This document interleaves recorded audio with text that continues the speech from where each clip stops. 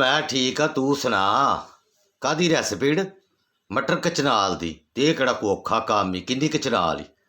आहो किलो कचनाल ही ना ते बिच पाइया मटर पैंदे न आहो ते इक बड्डा जिहा प्याज ले ली दो टमाटर ले ली निक्के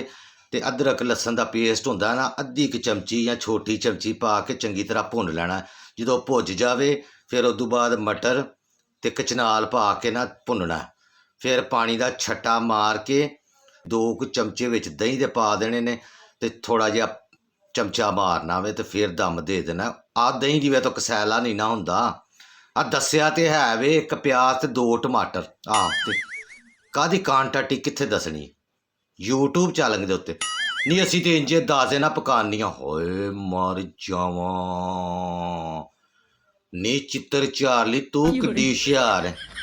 है रैसिपी मेरियां ते यूट्यूब तो पैसे तू कमावे